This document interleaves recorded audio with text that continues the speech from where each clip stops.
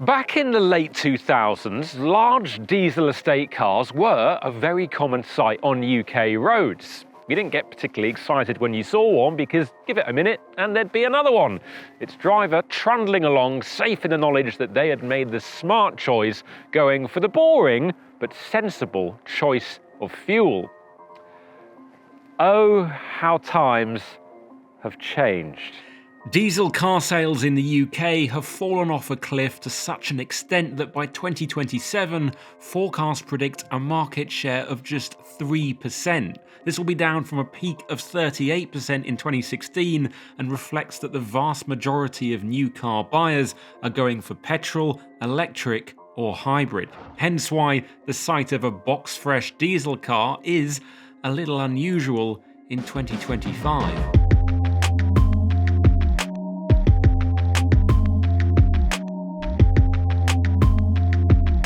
And thus we arrive at this. It's a Mercedes E450D estate. And I'll be honest with you, it wasn't the kind of car I dreamt about while growing up. But now I am grown up, sort of. It's exactly the kind of car I'd buy with my own money because it would suit my life way more than a petrol or especially an EV would.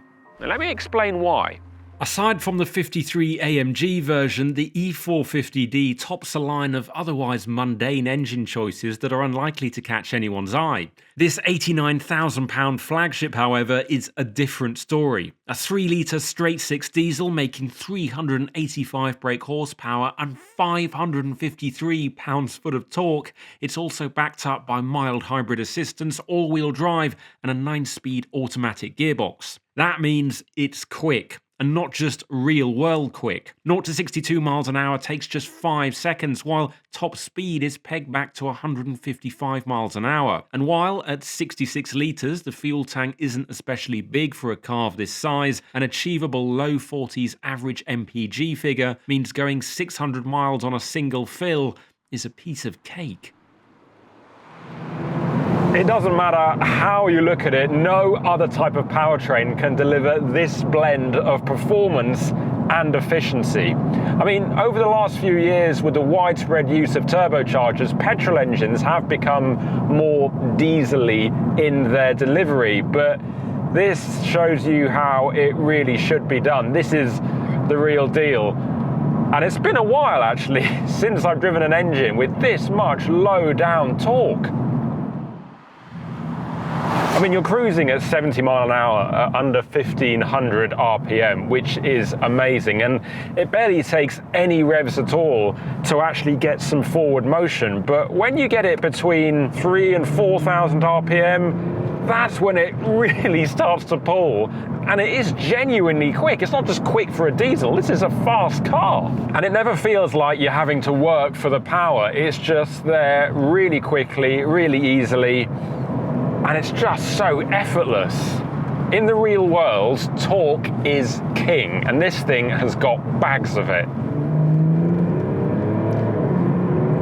My only real complaint with this engine, and it's going to sound odd because you're going to think, well, obviously, but it's the noise.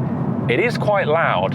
But what I mean by that is that even by diesel standards, it's loud. I reckon BMW, a big BMW diesel, is quieter than this, because when you're cruising along the motorway in most luxury diesel cars, I reckon that it isn't really that much different to a petrol or an EV, because you're cruising along and the wind noise and the road noise, that's what you're hearing. In this, because the wind and the road noise is so well isolated and the engine is a bit louder, you can actually hear it at 1500 RPM. And I know that because if I come off the accelerator, it's suddenly a little bit quieter. So on a cruise, you need to put up with a bit more noise than perhaps you were expecting.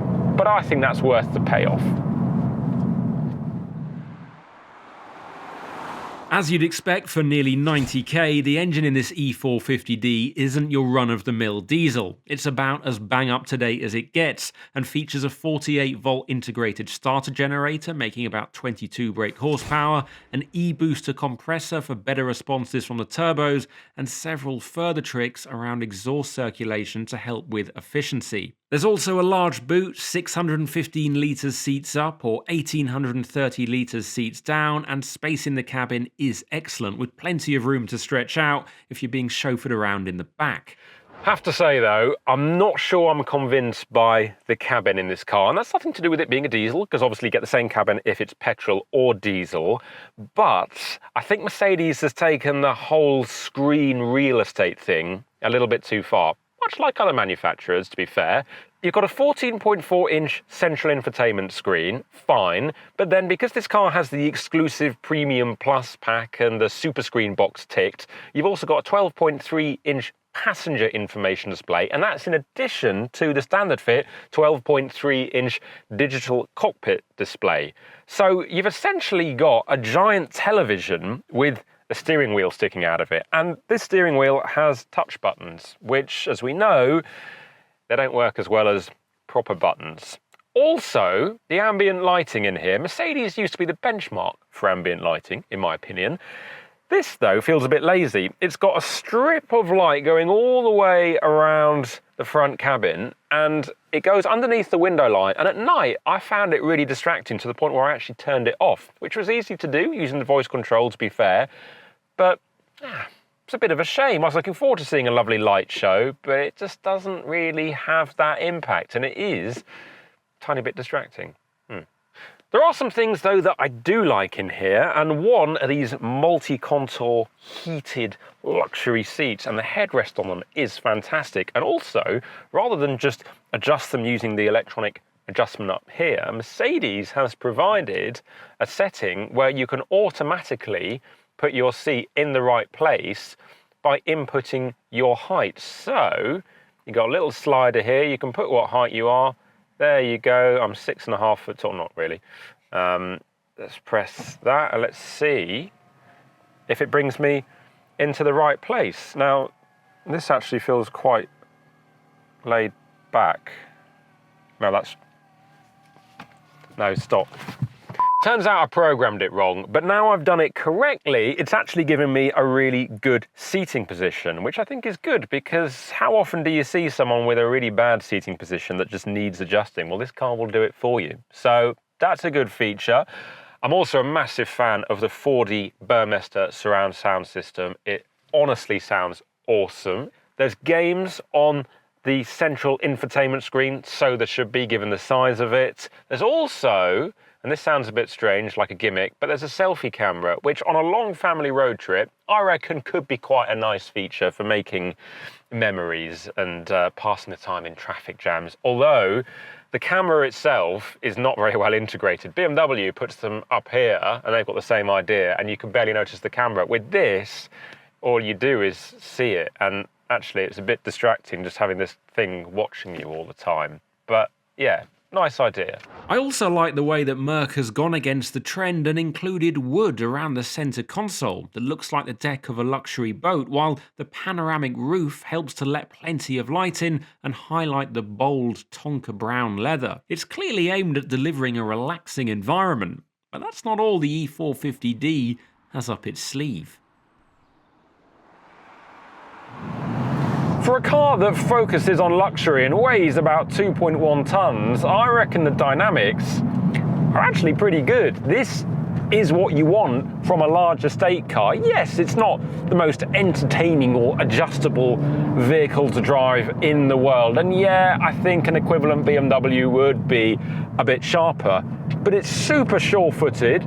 It's got huge amounts of grip and traction from the 4MATIC all-wheel drive system. The gearbox responds well. Steering feels nice. You've got a bit of feel. And the pace when you come out of the corner is just relentless. And because it's not screaming, the engine, you can get yourself up to some pretty high speeds without even realizing it. It's just such an effective way of covering ground. Although actually, if you do want to squeeze the power on mid-corner, it doesn't just instantly push the car wide. It does actually send enough to the back to help it on the way round. I mean, this is almost more satisfying than driving a performance estate, because clearly it's not designed to go around corners quickly, but it's not bad at it. And the fact that you can do it, yeah, it just makes it feel more unexpected. which is what you want from a sleeper estate car. I mean, no one would see you coming in this. That all-round air suspension, standard on the E450D, also means that the ride and refinement is deliciously good in 98% of driving scenarios. 21-inch wheels look great, but often spoil the comfort on the car they're attached to, but not in this case. The ride really is exceptional. Just be aware that every once in a while you'll hit a pothole and, like many air suspension systems, it won't keep up and you'll get a jolt through the cabin that momentarily brings you away from your tranquil drive. But when it comes to the general appeal of this car, the overall desirability, I can forgive quite a few things for that diesel powertrain, because if I wanted to get from A to B, where A and B are quite far away, and I've also got a lot of passengers, then this would be right at the top of my list. It just makes things so easy, and much of that is down to what's under the bonnet. It feels wild that I'm telling you this now, but in 2025, the numbers of diesel cars that have been sold and are being offered, I mean, there's just so few.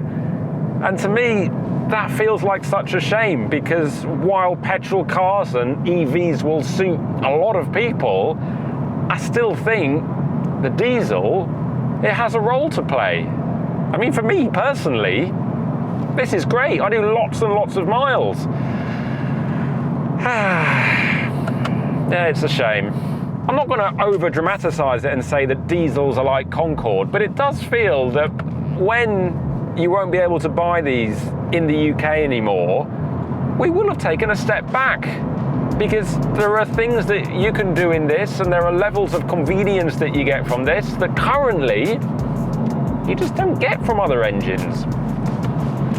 I mean, yeah, things might change in the next few years, but until then, I'll be very happy in one of these. And I've still got well over 500 miles, and we've done an entire video.